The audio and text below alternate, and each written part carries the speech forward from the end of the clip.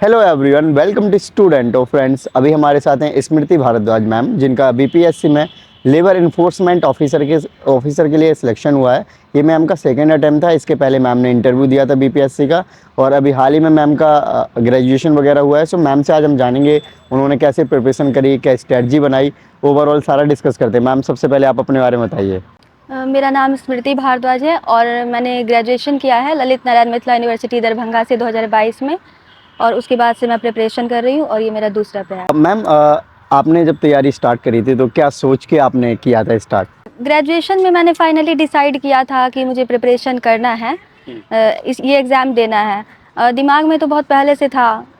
फिर मैंने ग्रेजुएशन के बाद अपनी स्ट्रैटेजी बनाई पहले, और जो टॉपर्स थे बीपीएससी के उनकी स्ट्रैटेजी देखी, और उन सब को देखने के बाद फिर मैंने अपनी स्ट्रैटेजी बनाई और फिर मैंने अपना प्रिपरेशन स्टार्ट किया। ओके, सो मैम अभी आपका जैसे आप बताए 2022 में ही ग्रेजुएशन किया था, राइट? ओके, सो ग्रेजुएशन के ख़त्म होने के साथ ही आपने तैयारी स्टार्ट कर दी थी, तो सेल्फ स्टडी से किया, कोचिंग किया, कैसे किया था? तैयारी मैंने सेल्फ स्टडी से ही किया है, लेकिन मैंने टेस्ट सीरीज़ के लिए कोचिंग ज्वाइन किया था। ओके, आपका मीडियम और ऑप्शनल क्या रखा है मैम आपने? मीडियम मेरा हिंदी था और ऑप्शनल हिस्ट्री था मेरा। ओके, जैसे आप फर्स्ट टाइम पहले भी इंटरव्यू देने गए थे और इस बार आपका सिलेक्शन हो गया है, तो क्या रिएक्शन था आपका जब आपको बीपीएससी में फाइनली इतनी कम एज में आपको सिलेक्शन मिल गया? बहुत खुशी हुई जब रिज़ल्ट आया, तो मेरे एक फ्रेंड ने कॉल करके मुझे बताया कि रिज़ल्ट आ गया है, तुम्हारा हो गया है। तो उसके बाद बहुत खुशी हुई, और उसके बाद सबसे पहले मम्मी को मैंने फ़ोन किया, तो थोड़ा इमोशनल हो गए थे वो लोग भी, क्योंकि बहुत कम एज में हो गया था, तो थोड़ा इमोशनल हो गया था। और मैं बहुत ग्रामीण बैकग्राउंड से आती हूँ, ग्रेजुएशन तक मैं गांव में ही रहती थी, उसके बाद मैं पटना शिफ्ट हुई हूँ, तो इसलिए थोड़ा ज़्यादा इमोशनल हो गए थे। ओके, तो आपने जब तैयारी स्टार्ट करी थी, जैसे आपने बोला कि ग्रेजुएशन के बाद आप पटना शिफ्ट हो गए थे, तो कैसे स्टार्ट किया पढ़ना, क्या स्ट्रेटजी बनाई, कैसे रिसोर्सेज को कलेक्ट किया? कि मैम आपने कोई गाइडेंस या टॉपर्स का आपने वीडियो वगैरह देख लिया, वही गाइडेंस रहा, बाकी कोई आपने कोचिंग ली नहीं, तो डेफिनेटली होता है कि आपको खुद से ही सारी चीज़ें रिसोर्स कलेक्ट करने और पढ़ने का सोचना है कि कैसे करना है।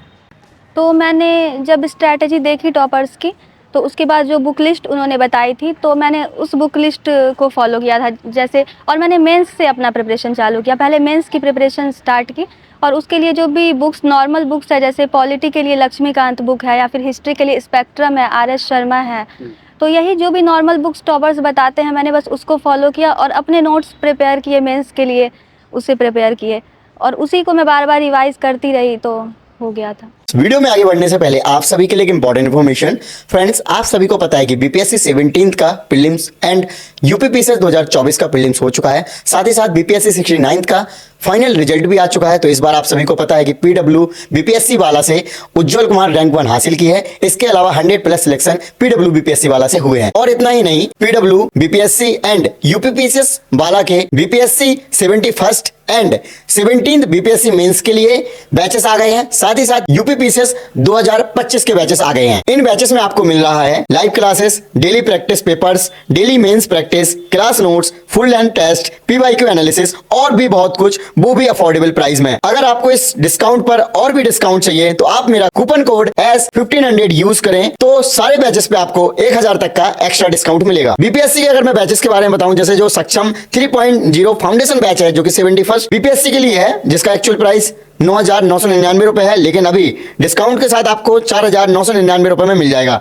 प्रथम 3.0 हिंदी फाउंडेशन बैच है, जो कि 71st बीपीएससी के लिए है, इसका भी सेम प्राइस है, आपको मिल जाएगा 4,999 में डिस्काउंट के साथ। आगे अगर मैं आपको यूपीपीसीएस के बैचेस के बारे में बताऊं, तो सर्व सक्षम यूपीपीएससी 2025 इंग्लिश बैच है, जिसका एक्चुअल प्राइस 9,999 रुपए है, लेकिन आपको डिस्काउंट के साथ 4,999 रुपए में मिल जाएगा। प्रथम 3.0 यूपीपीएससी 2025 हिंदी बैच है, इसका भी प्राइस सेम ही है, 4,999 डिस्काउंट के साथ। ऊर्जा यूपीपीएससी 2025 प्रीलिम्स बैच हिंदी में है ये आपको, जिसका एक्चुअल प्राइस है 6,999 रुपए, लेकिन डिस्काउंट के साथ आपको ये बैच 1,999 रुपए मिल जाएगा। इसके अलावा यूपीपीएससी 2025 के लिए यासबी बैच, इंटीग्रेटेड बैच हिंदी में, जिसका एक्चुअल जो कॉस्ट है 7,999 रुपए है, लेकिन डिस्काउंट के साथ आपको ये 3,999 में पड़ जाएगा। इसके अलावा UPPSC 2025 unity integrated batch English में है, जिसका आपको डिस्काउंट के साथ प्राइस मिलेगा 3,999 का।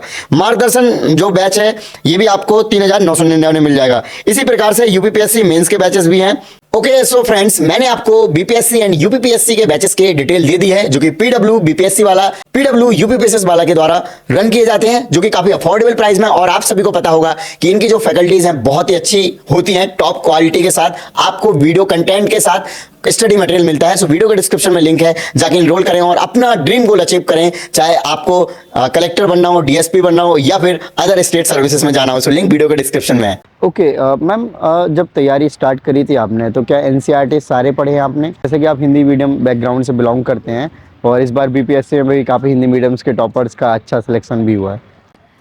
एनसीईआरटी मैंने सारे सब्जेक्ट की फ़ॉलो नहीं की थी। मैंने ज्योग्राफी के लिए एनसीईआरटी फ़ॉलो किया था, 11th और 12th का सिर्फ किया था। उसके अलावा मैंने साइंस के लिए फ़ॉलो किया था 9th और 10th का, प्रीलिम्स के लिए 9th और 10th का साइंस का फ़ॉलो किया था। इसके अलावा मैंने कोई एनसीईआरटी। ओके मैम, जनरली जैसे आपने जो तैयारी स्टार्ट करी थी, तो एक होता है ना कि एक लगता है खुद से कि हाँ हम एक डिजर्विंग कैंडिडेट हैं, हम सिलेक्शन ले सकते हैं, तो वो गट्स फीलिंग कैसे आपने अपने अंदर लाया कि नहीं, आपको पता था कि हाँ चलो सिलेक्शन हो जाएगा अगर मैं तैयारी करूँगी तो? जब हम प्रिपरेशन स्टार्ट करते हैं तो उतना कॉन्फिडेंस नहीं होता है कि होगा या नहीं होगा। तो जब आप तैयारी करते हैं तो जैसे प्रीलिम्स के लिए आप टेस्ट सीरीज़ दीजिए, मार्क्स अच्छे आते हैं तो थोड़ा उससे मिलता है, प्रोत्साहन मिलता है, थोड़ा कॉन्फिडेंस बूस्ट होता है उससे, अच्छे मार्क्स अगर आते हैं। मेंस में भी वही होता है, तो उससे मतलब कॉन्फिडेंस आपका बूस्ट होता रहता है। और खुद पे कॉन्फिडेंस रखनी चाहिए, खुद की तैयारी पे। अगर सही रिसोर्सेज फॉलो किए हैं तो डेफिनेटली रिजल्ट होगा। ओके मैम, जैसे आपने बोला था कि मेंस की तैयारी आपने स्टार्ट करी, जो स्टैंडर्ड रिसोर्सेज आपने बताए थे, एक थोड़ा डिटेलिंग करिए कि मेंस को कैसे पढ़ें सो दैट कि प्रीलिम्स भी उसमें कवर, क्योंकि ओवरऑल जो सब्जेक्ट देखें प्रीलिम्स के वो ओवरलैप ही होते हैं और जनरली लोग मेंस को अच्छे से कर लेते हैं तो प्रीलिम्स हो ही जाता है, बट प्रीलिम्स के टाइम पे थोड़ा बहुत प्रीलिम्स ओरिएंटेड पढ़ाई करने लग जाते हैं। मेंस के लिए जैसे जो भी सब्जेक्ट्स है, आप जब पढ़ाई स्टार्ट करते हैं तो सारे सब्जेक्ट को मेंस और प्रीलिम्स दोनों पर्सपेक्टिव से स्टार्ट कीजिए। जैसे अगर एग्जांपल के लिए लक्ष्मीकांत अगर बुक है तो उसमें जो फैक्ट्स है उसको भी याद करने की कोशिश कीजिए, और मेंस में किस प्रकार के क्वेश्चंस पूछे जा सकते हैं, और पहले आप प्रीवियस ईयर क्वेश्चंस एक बार देख लीजिए मेंस का कि किस टाइप के क्वेश्चंस उसमें आ रहे हैं उस, और फिर जब आप बुक पढ़िएगा तो मतलब आपको पता चलेगा कि क्वेश्चंस इस तरीके से आ रहे हैं। जैसे मैम आपने पॉलिटी के बारे में बताया, तो लक्ष्मीकांत आपने पढ़ा है और आपने क्या यूट्यूब की हेल्प ली है? अगर यूट्यूब की हेल्प ली है तो कैसे ली? और देन अगर लक्ष्मीकांत कोई पढ़ भी रहा है तो कैसे उसको पूरा कवर करे, क्योंकि देखने में वो काफ़ी मोटी बुक है और जो फ्रेशर स्टूडेंट है वो देखेंगे मोटी मोटी बुक है, 2-4 दिन तो मोटिवेशन बनेगा कि हाँ ठीक है पढ़ रहे हैं वो कंटिन्यू, फिर वो धीरे धीरे ब्रेकिंग होने लग जाता है, बैकलॉग हो जाता है। तो इसके लिए पहले आप टॉपिक्स कलेक्ट कर लीजिए प्रीवियस ईयर क्वेश्चन से। मेंस के लिए जो भी टॉपिक्स है, कुछ मुझे लगता है 25-30 टॉपिक्स है जो इम्पोर्टेंट है ज़्यादा, तो उसको कलेक्ट कर लीजिए और उन चैप्टर्स को ज़्यादा ध्यान से पढ़िए और उसके अपने नोट्स बना लीजिए। और उसके अलावा यूट्यूब वगैरह से कोई हेल्प लिया? यूट्यूब के लिए मैंने हेल्प लिया था करंट अफेयर्स, जैसे पॉलिटी का जो करंट में जो टॉपिक चल रहा है तो उसके लिए मतलब जैसे आईआर पूछा जाता है हमारे उसमें एग्जाम में, तो उसके लिए मैंने मतलब फॉलो किया यूट्यूब को, करंट अफेयर्स के लिए फॉलो किया। करंट अफेयर्स के लिए बाकी सब्जेक्ट मैम, जैसे अगर मैं हिस्ट्री के बारे में जानना चाहूँ, हिस्ट्री के आपने क्या रिसोर्सेज रखे हैं? ऑल्दो बिहार पीसीएस में हिस्ट्री की काफ़ी इंपॉर्टेंस है, स्पेशली अगर मॉडर्न हिस्ट्री की बात करें, जनरली टॉपर्स बताते हैं कि मॉडर्न हिस्ट्री वगैरह से अच्छे ठीक ठाक क्वेश्चन पूछे जाते हैं। हिस्ट्री के लिए मैंने फॉलो किया था, एक तो मॉडर्न हिस्ट्री के लिए स्पेक्ट्रम फॉलो किया था, और उसके अलावा एंशिएंट हिस्ट्री के लिए मैंने आर.एस. शर्मा का बुक फॉलो किया था, और मेडिवल हिस्ट्री के लिए मैंने महेश बंडवाल की एक बुक आती है, उसको मैंने एंशिएंट और मॉडर्न दोनों के लिए, मतलब तीनों सब्जेक्ट के लिए मैंने उसको महेश बंडवाल को भी फॉलो किया। अच्छा, जैसे तीनों जो पार्ट हैं हिस्ट्री के, सबसे ज़्यादा किस पे फोकस रखा आपने? ऑफ कोर्स मॉडर्न हिस्ट्री पे फोकस होना चाहिए क्योंकि उससे बहुत क्वेश्चंस आते हैं, और इसमें बिहार हिस्ट्री को भी पढ़ना पड़ता है, मेंस और प्रीलिम्स दोनों में इसमें क्वेश्चंस आते हैं। तो मेंस के लिए मैंने सीएमई का नोट्स फॉलो किया था बिहार हिस्ट्री के लिए, और प्रीलिम्स के लिए मैंने बिहार लूसेंट फॉलो किया था। ओके मैम, जैसे आपने अभी बताया हिस्ट्री के बारे में, तो हिस्ट्री के क्या आपने जैसे मेंस ओरिएंटेड ही तैयारी कर रहे थे, तो क्या नोट्स बनाए हिस्ट्री के भी? हिस्ट्री के लिए मैंने मेंस और प्रीलिम्स दोनों के लिए नोट्स बनाए थे क्योंकि हिस्ट्री से बहुत क्वेश्चंस आते हैं, तो इम्पॉर्टेंट सब्जेक्ट था, तो मैंने उसके प्रीलिम्स और मेंस दोनों नोट्स बनाए थे। ओके, बाकी सब्जेक्ट की अगर हम बात करें, जैसे ज्योग्राफी के लिए भी मैंने नोट्स बनाए थे, सारे सब्जेक्ट्स के मैंने नोट्स बनाए थे। उसके लिए जैसे एनसीईआरटी मैंने 11th और 12th की पढ़ी, तो उसके बाद मैंने उसे नोट्स बना लिए, 10-20 पेज का नोट्स बनाया और एग्ज़ाम से पहले फिर उसको रिवाइज़ करके चली जाती थी। ओके, तो ज्योग्राफी के लिए सिर्फ आपने एनसीईआरटी पढ़ी है, इसके अलावा और रिसोर्सेज का यूज किया है? नहीं, इसके अलावा मैंने मैप पढ़ा है ज्योग्राफी के लिए, और थोड़ा बहुत यूट्यूब का सहारा लिया है ज्योग्राफी में, जैसे उसमें मैपिंग या फिर नेशनल पार्क्स वगैरह क्वेश्चंस पूछते हैं, तो वो मैंने यूट्यूब से कर लिया था। और इकोनॉमिक्स को मैम? इकोनॉमिक्स के लिए मैंने ज़्यादा कुछ फॉलो नहीं किया था। जो करंट अफेयर्स की बुकलेट आती है, विजन का जो मेंस 365 आता है, उसको बस फॉलो कर लिया था एक बार मेंस एग्ज़ाम से पहले, तो उसके लिए ज़्यादा कुछ फॉलो नहीं किया था मैंने। ओके, साइंस एंड टेक काफ़ी इंपॉर्टेंट है, स्पेशली अगर हम बिहार की बात करें तो उसको कैसे आपने कवर किया और क्या रिसोर्सेज रखे? साइंस के लिए मैंने मेंस 365 जो विजन आईएएस का आता है, उसमें जो भी इम्पोर्टेंट टॉपिक्स थे बीपीएससी के लिए प्रीवियस ईयर से, जैसे कुछ इम्पोर्टेंट है जैसे नैनो टेक्नोलॉजी है, बायोटेक्नोलॉजी, तो उसका मैंने अपना नोट्स प्रिपेयर कर लिया था विजन के उस नोट्स से। ओके, और मैम जो बिहार स्पेशल है उसके लिए आपने क्या किया था? बिहार स्पेशल के लिए एक तो मैंने बिहार लूसेंट फॉलो किया था, ज्योग्राफी हिस्ट्री सब उससे हो गया था, बिहार लूसेंट में सारा रहता है। इसके अलावा मैंने बिहार हिस्ट्री से ज़्यादा क्वेश्चंस आते हैं तो इम्तियाज़ अहमद का एक बुक आता है, उसको भी फॉलो किया था। ओके, जो मैम मैथ आता है जो सीसेट, तो उसको आपने कैसे किया? इसमें मैथ्स का तो 10 क्वेश्चंस ही रहता है, इसमें ज़्यादा नहीं रहता है, तो उसके लिए मैंने कुछ खास तैयारी नहीं की थी, वो वैसे ही हो गया था। ओके, और जो ऑप्शनल है, जैसे ऑप्शनल कंपलसरी है, तो आपने उसको थोड़ा सा अलग तरीके से पढ़ा या फिर जो आप प्री और मेंस के लिए पढ़ रहे थे उसी से काम चल गया? उसी से काम चल गया, उसी को रिवाइज कर लिया एक बार एग्ज़ाम से पहले तो हो। कोई स्पेशल नहीं किया इसके लिए? ओके मैम, मेंस में जैसे आपने नोट्स बनाए हैं, साथ में साथ आंसर राइटिंग भी करनी होती है, तो आंसर राइटिंग आपने कितनी करी है? कितने आंसर लिखे होंगे? पीवाईक्यू से लिखे हैं या फिर टेस्ट सीरीज लगाई है या फिर जो टॉपर्स कॉपी हैं उनसे आपने हेल्प ली है? मैंने खुद से डेली बेसिस पे मैं 1-2 क्वेश्चंस लिखती थी डेली, और मैं उस टॉपर्स कॉपी को देखती थी कि वो किस प्रकार से, मतलब इंट्रो कैसे लिख रहे हैं या फिर कंक्लूजन कैसे लिख रहे हैं, तो उस हिसाब से मैं भी कोशिश करती थी कि डेली आंसर लिखूं और उन्हीं को फॉलो करती थी। इसके अलावा टेस्ट सीरीज़ मैंने बहुत सारे टेस्ट दिए हैं बहुत सारे कोचिंग्स में। ओके, मैम जो टॉपर्स कॉपी है आपने उनकी कभी हेल्प ली?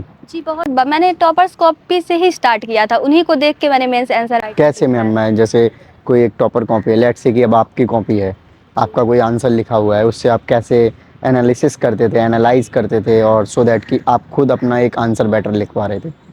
जैसे टॉपर्स कॉपी में मैं देखती थी कि वो इंट्रोडक्शन में क्या लिख रहे हैं। अगर कोई टॉपिक है, फॉर एग्जांपल जैसे G20 है, अगर वो उसका क्वेश्चन है तो किस प्रकार से उसका इंट्रो लिख रहे हैं, तो मैं उससे सीखती थी कि वो और पॉइंट में लिख रहे हैं या फिर पैराग्राफ्स में ज़्यादा मार्क्स आते हैं तो वो पॉइंट वाइज लिखते थे, तो फिर वो सब मैंने वहाँ से फॉलो करना शुरू किया।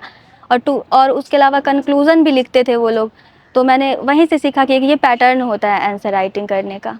ओके मैम, मेंस में एक ओवरऑल आपकी जो तैयारी में जैसे पूछूं, सॉरी मैम, जैसे ओवरऑल जो आपकी तैयारी रही है वो अराउंड ऐसा देखें तो 2 साल ही आपने तैयारी करी है। आपका 2022 में ग्रेजुएशन हुआ, उसके बाद आप प्रिपरेशन करने लग गए और आपने मेंस ओरिएंटेड ही तैयारी रखी, तो 2 साल में सिलेबस अच्छे से कवर हो गया। फिर रिवीजन की अगर मैं बात करूँ तो किस तरीके से आपने कितने टाइम रिवीजन भी कर लिया, और अगर मैं देखूं इसके पहले आप इंटरव्यू तक भी गए थे, तो ऑल्दो मुझे लगता है कि आपने 1 साल में ही बहुत ही अच्छे से सिलेबस को कवर कर लिया था। जी, तो मैंने सबसे पहले मेरी स्ट्रैटेजी थी कि मैं सबके नोट्स बनाऊंगी अपने, ताकि जब मैं रिवाइज़ करूं तो मुझे कम टाइम लगे, और बुक की तुलना में अपना नोट्स रिवाइज़ करना बहुत आसान होता है, तो बस अपने नोट्स को ही मैं बार बार रिवाइज़ करती थी। बुक पढ़ लिया, 2-3 बार बुक पढ़ा, नोट्स बनाया, और उसके बाद बुक्स को मैं टच भी नहीं करती थी, सिर्फ अपने नोट्स को ही फॉलो करती थी। तो जो नोट्स बनाए थे मैम आपने, एक अगर मैं सब्जेक्ट की बात करूं एवरेज, जैसे हिस्ट्री है या फिर ज्योग्राफी है, तो उसमें अगर आपने नोट्स बनाए तो कितने पेज का बनाया होगा? एक होता है ना कि आपने इतना मोटी बुक बनाई, कितना क्या क्या? तो जैसे कोई एक टॉपिक है, जैसे हिस्ट्री में जैसे असहयोग आंदोलन है, तो उसका मैंने 1 पेज का नोट्स बनाया, बस वो 1 पेज में हो जाना चाहिए। उसका मतलब मैं इंट्रो में क्या लिखूंगी वो मैं नोट्स में लिख लेती थी। इसके अलावा मैं लिख लेती थी कि पॉइंट वाइज नोट्स बनाती थी, तो पॉइंट लिख लेती थी, इसका क्या कारण है, क्या परिणाम हुआ, बस वो बहुत छोटा रहता था, 1 पेज मैक्सिमम। ओके, जो नोट्स आपने जैसे बताया 1 पेज का बनाया, तो उसमें मार्किंग, हाईलाइटिंग, जैसे मल्टीपल टाइम रिवीजन होता है, तो वो कैसे बढ़ता चला जाता था? जैसे अपने नोट्स बनाने के बाद जब मैं पहली बार रिवाइज करती थी उसको, तो अंडरलाइन करती थी जो मेन पॉइंट्स होते थे, तो दूसरी बार सिर्फ अंडरलाइन पॉइंट्स को ही याद करती थी, और फिर उसके बाद मैं हाइलाइटर रखती थी। उस अंडरलाइंस में भी जो मुझे याद नहीं हो रहे हैं तो फिर मैं हाईलाइट कर लेती थी जो मुझे याद नहीं होते थे, और फिर एग्ज़ाम से पहले जब जाती थी तो एक बार जो मुझे याद नहीं हो रहा था उसको रिवाइज कर लेती थी। ओके मैम, आपने जो तैयारी करी है तो उसमें PYQs की बात करूँ तो कितने सालों के, चाहे हम प्रीलिम्स की बात करें चाहे मेंस की बात करें, प्रैक्टिस किए होंगे आपने? प्रीलिम्स के लिए मैंने ज़्यादा पीवाईक्यू फॉलो नहीं किया था, क्योंकि पैटर्न चूँकि अब तो चेंज हो गया है, तो बस अब तो 68 और 69 ही बस इम्पॉर्टेंट है। लेकिन मेंस के लिए मैंने पिछले आई थिंक 10-15 साल का पीवाईक्यू देखा था, और उससे जो भी टॉपिक्स थे उसको कलेक्ट किया था मैंने, और फिर उसके नोट्स बनाए थे। तो उसके लिए मैंने पीवाईक्यू फॉलो किया था मेंस के लिए। ओवर द ईयर जो करंट अफेयर्स होता है वो कैसे कवर किया, क्या मेन रिसोर्सेज रखे? जनरली हिंदी मीडियम को लेकर थोड़ा सा करंट अफेयर्स को लेकर इशूज़ रहते हैं। प्रीलिम्स के लिए तो मैंने यूट्यूब का सहारा लिया था करंट अफेयर में। मुझे चैनल का नाम भी याद नहीं है, उसके वीडियोस आते थे, डेली आते थे, तो उसके वीडियोस को फॉलो किया। और एक मैंने एडुटेरिया की मैगजीन आती है 1 ईयर की, उसको प्रीलिम्स से पहले एक बार पढ़ लेती थी। और बिहार करंट अफेयर्स के लिए भी एडुटेरिया की मैगजीन आती है 1 ईयर वाली, तो उसको फॉलो किया मैंने। अच्छा मैम, एक चीज़ मैं आपसे जानना चाहूँ कि आपको क्या लगा, आप जब पूरी तैयारी कर रहे थे, कुछ ऐसे यूनिकनेस होंगी आपके अंदर जो कि आपको टॉपर या फिर सिलेक्शन दिलाने में हेल्प करी है, जो कि बाकी स्टूडेंट्स नहीं करते हैं? मुझे लगता है कि मैंने जो किया है, प्रैक्टिस बहुत ज़्यादा की है मैंने, मतलब पढ़ाई कम की है और प्रैक्टिस ज़्यादा किया, और मुझे लगता है उसी का बेनिफिट मुझे मिला है, चाहे वो मेंस हो या प्रीलिम्स के लिए मैंने बहुत सारे टेस्ट सीरीज सॉल्व किए हैं। तो इसका फ़ायदा मिला है मुझे। Okay ma'am, over the time आपके प्रिपरेशन में किसी से आपने मोटिवेशन, सॉरी, ओवर द जो आपकी तैयारी रही है टाइम पे मैम, आपने कभी किसी से गाइडेंस ली है? चाहे वो आपके सीनियर हो सकते हैं, फ्रेंड्स हो सकते हैं, किस तरीके से? मतलब जैसे मेंस के लिए गाइडेंस लिया है कोचिंग में जो टीचर्स होते हैं, जैसे एसए के लिए मैंने गाइडेंस लिया था, एक सर थे, पोटेंशिया आईएएस यहाँ पे कोचिंग है, तो उसमें वो सर थे, तो उससे मैंने पर्सनली गाइडेंस लिया है एसए के लिए। और जीएस के लिए तो टेस्ट सीरीज देती थी, तो उसी में गाइडेंस मिल जाता था जहाँ भी कोचिंग ज्वाइन किया मैंने। ओके, तो इस तरीके से आपकी, और जो शेड्यूलिंग आपने पूरे टाइम बनाई है मैम पढ़ने का, वो कैसे शेड्यूल आपने बना के पढ़ाई करी है? जैसे अगर एग्ज़ाम नहीं होता था तो डेली 7-8 घंटे का रूटीन रहता था मेरा, और उसको मैं स्ट्रिक्टली फॉलो करती थी, जो भी शेड्यूल बनाती थी। और सब्जेक्ट वाइज शेड्यूल करती थी कि 3 दिन ये सब्जेक्ट करना है, 2 दिन ये सब्जेक्ट करना है, और इस हिसाब से उसको फॉलो करती थी। और जब एग्ज़ाम से 10-15 दिन पहले बचा होता था, तो फिर मेरा रूटीन 10-12 घंटे का रहता था उस टाइम। 10-12 घंटे। ओके मैम, जैसे अभी आपका सिलेक्शन हो गया है, लास्ट टाइम आपने इंटरव्यू दिया था तब आपका सिलेक्शन नहीं हुआ था, तो कहीं ना कहीं एक डिमोटिवेशन सा या फिर कुछ टाइम के लिए एक नेगेटिव सा माहौल हो गया होगा इट में भी, तो वो चीज़ों को आपने कैसे डील किया था? बहुत ज़्यादा नेगेटिव माहौल हो गया था उस टाइम पे जब सिलेक्शन नहीं हुआ था, क्योंकि ज़िंदगी में ऐसा लगा कि पहली बार फेल हुई हूँ, तो बहुत ज़्यादा डिमोटिवेट हुई थी। लेकिन उस टाइम पे जो मेरे पेरेंट्स थे, उन्होंने बहुत ज़्यादा सपोर्ट किया कि कोई बात नहीं, यहाँ तक पहुँची हो तो हो जाएगा अगली बार में। और उसके बाद फिर यही मेरा मोटिवेशन था कि पहले अटेम्प्ट में यहाँ तक पहुँचे हैं, तो इसे फिर मैंने एक मोटिवेशन के तौर पे लिया और फिर आगे के लिए तैयारी की। ओके, सो लास्ट में मैम, जो फ्यूचर एस्पिरेंट्स हैं उनको आप क्या मैसेज देना चाहेंगे? उनको मैं यही मैसेज देना चाहूँगी कि अगर रिजल्ट नहीं हो रहा है 1 बार में 2 बार में, तो परेशान ना हो, और मतलब कंटिन्यूअसली तैयारी करें और प्रैक्टिस पे ज़्यादा फोकस करें, पढ़ाई से ज़्यादा प्रैक्टिस करें। और मतलब नहीं भी सक्सेस मिल रहा है तो पेशेंस रखें और निरंतरता के साथ तैयारी करें, तो सक्सेस मिल जाए। Okay, so thank you so much ma'am for your lovely message, welcome. Okay, so friends, आपने देखा कि मैम ने अपना ओवरऑल एक्सपीरियंस शेयर किया। आई होप आपको वीडियो अच्छी लगी हो तो लाइक करें। थैंक यू, जय हिंद।